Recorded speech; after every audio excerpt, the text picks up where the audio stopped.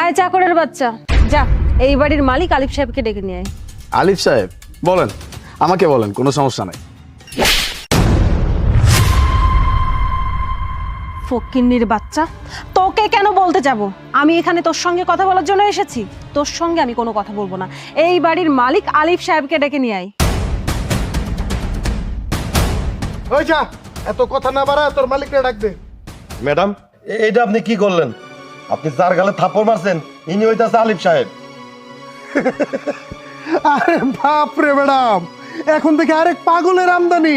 আপনি কোথায় নিয়ে আসলেন? সব তো পাগলের কারখানা। এই চাকরটাকে বললেন যে মালিককে ডাকতে, কোনো কথা কয় না। এর মধ্যে এই পাগলটা আইছে, আয়া কইতেছে যে ওই নাকি এই বাড়ির মালিক। এই তোরা কি বাপ বলো নাকি? দুইজনে মিলা মালিক সাথে অভিনয় করতেছস। মালিক হইলে কেমন লাগে? বেশি কথা না কইয়া তোর মালিককে ডাক। আজব ব্যাপার, আপনারা কেন এমন করতেছেন? আপনারা খুব সুন্দরভাবে আমাকে জিজ্ঞেস করলেন আলিফ সাহেব কোথায়। আমি আপনাদেরকে সুন্দরভাবে বললাম যে কি বলার আমাকে বলেন, কোনো সমস্যা নাই। আমার কথাই তো আপনারা বোঝার চেষ্টা করতেছেন না। ডোন্ট ইউ আন্ডারস্ট্যান্ড দ্যাট যে আমি আপনাদেরকে বলতেছি যে আমি আলিফ। এই থাম, তুই দেখে আবার মুখে মুখে তর্ক করতেছস। ও চাকর হয়ে আবার মাঝে মাঝে ইংলিশও কয়। মনে হয় 5 পর্যন্ত পড়ছস, কইরা বাপে বুতে এই বাড়িতে কাম করস, চাকরের মুখে আবার ইংলিশ।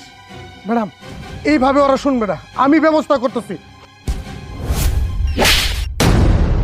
ফকিন্নির বাচ্চা, এতক্ষণ যাবত আমি চুপ করেছিলাম কারণ তোর সাথে কথা বলার আমার কোনো ইচ্ছা ছিল না, কারণ তোর লেভেলটা আর আমার লেভেলটা সমান না। তোর সঙ্গে কথা বলে আমি আমার এই মূল্যবান সময় নষ্ট করতে চাইনি, কিন্তু তুই আমাকে চুপ করে থাকতে দিলি না। তোর এত বড় সাহস, তুই আমার চোখের সামনে আমার স্টাফের গায়ে হাত তুলিস। তোর একটা ব্যবস্থা আমি করছি, দাঁড়া। একবার আলিফ সাহেবের সাথে দেখা করি, তারপর তোর ব্যবস্থা কিভাবে করতে হয় সেটা আমি দেখছি। আই যা, আলিফ সাহেবকে ডেকে নিয়ে আয়। আলিফ সাহেবকে ডাকবে মানে? আলিফ সাহেব তো এখানে দাঁড়িয়ে আছে আপনাদের সামনে, আবার কোন আলিফকে ডাকতে বলছেন? ম্যাম, আমি আপনার কথার মানে বুঝতে পারিনি, যদি একটু বুঝিয়ে বলতেন। কি বুঝিয়ে বলবো? এটাই তো আমার ছেলে আলিফ সাহেব, যে কিনা এই কোম্পানির মালিক, এই বাড়ির মালিক।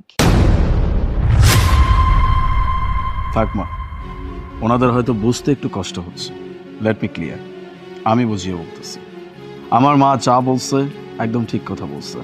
আমি আলিফ সাহেব, আপনারা যেই কোম্পানির সাথে ডিল করতে আসছেন সেই কোম্পানির একমাত্র তত্ত্বাবধায়ক। এই কোম্পানি, আমাদের বাড়ি গাড়ি সম্পত্তি সব কিছুর মালিক হচ্ছে আমার মা। আমি সব কিছু তত্ত্বাবধান করি। আমার সাথে মিটিং করে তারপরে আমার মায়ের কাছ থেকে সাইন নিয়ে যে কোনো ডিল পাস করতে হয়।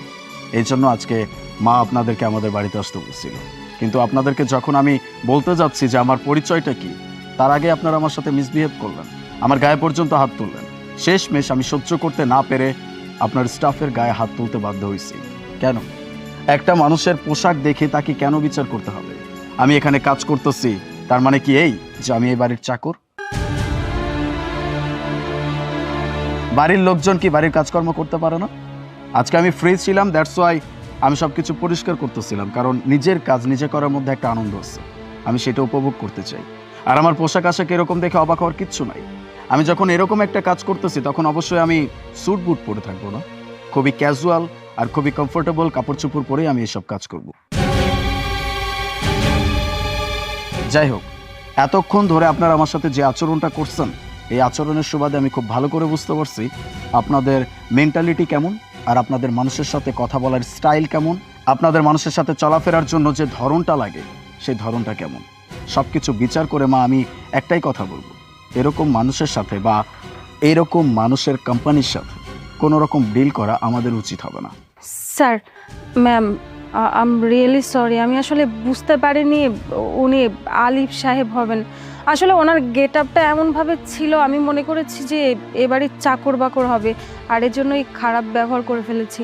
ম্যাম প্লিজ, এই ব্যবহারের জন্য আপনি আমার ডিলটা ক্যান্সেল করবেন না। Really sorry ma'am. মাফ করব তোমাকে? না, আমার কাছে তো তুমি কোনো অন্যায় করনি। অন্যায় করেছো আমার ছেলের সাথে, সে যদি তোমাকে মাফ করে আমার কিছু করার নেই। আর ডিলের ব্যাপারে কথা বলছো, সেটাও পুরোটাই আমার ছেলের উপরে।